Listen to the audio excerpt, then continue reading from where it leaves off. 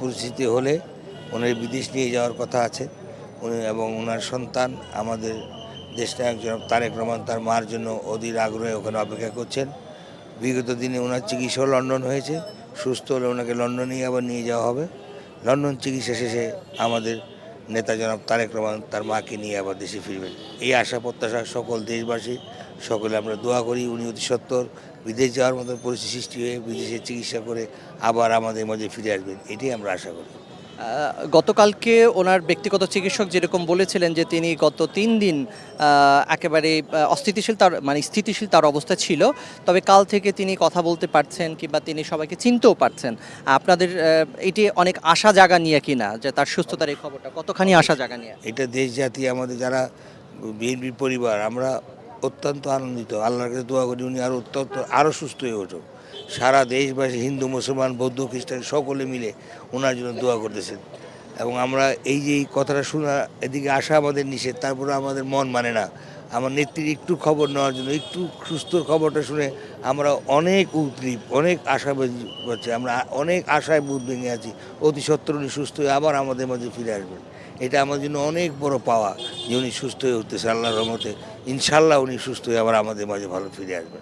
আপনাদের ভারপ্রাপ্ত চেয়ারম্যান গতকালকে একটি ফেসবুক স্ট্যাটাস দিয়েছিলেন, সেখানে তিনি বলেছিলেন যে সন্তানের স্পর্শ মায়ের স্পর্শ পাওয়ার যে আকুল আবেদন আকুল আকাঙ্ক্ষা সেটি অন্যান্য সন্তানের মতো তারও রয়েছে এবং উনি দেশে আসার ব্যাপারেও বলেছেন যে এই সিদ্ধান্তটি তার একক নিয়ন্ত্রণাধীন নয়।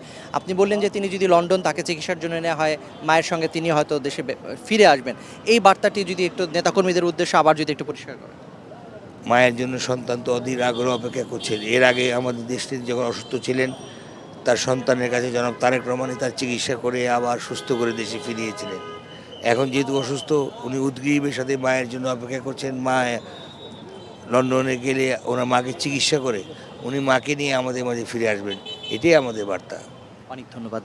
আমরা শুনছিলাম বিএনপির দুজন নেতা আমাদেরকে বেগম জিয়ার যে শারীরিক অবস্থা তার সম্বন্ধে তারা যতটুকু জেনেছেন দেখেছেন সেটি আমাদেরকে বললেন।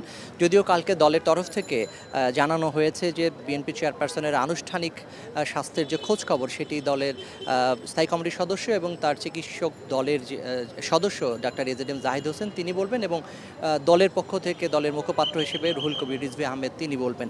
আজ 2:30টায় নয়াপল্টনে দলের যে কেন্দ্রীয় কার্যালয় রয়েছে সেখানে রুহুল কবির রিজভী আহমেদ একটি জরুরি সংবাদ সম্মেলন ডেকেছেন। নিশ্চয়ই সেখান থেকেও বিএনপি চেয়ারপারসনের সবশেষ যে শারীরিক অবস্থা সেটির হয়তো আমরা আপডেট আরও জানতে পারবো। আপাতত এটুকুই ছিল এভার কেয়ারের সামনে থেকে বিএনপি চেয়ারপারসনের স্বাস্থ্যের বা শরীরের সবশেষ খবর। তবে এতটুকুই তারা বলছেন এবং আমরা যেটি জানতে পারলাম হাসপাতালের যে বিশ্বস্ত সূত্র সেটি থেকে যে তিনি আগের চেয়ে ভালো আছেন এবং তিনি সুস্থ হচ্ছেন, এটি তাদের জন্য এক ধরনের বড় স্বস্তি এবং আশা জাগা নিয়ে একটি খবর।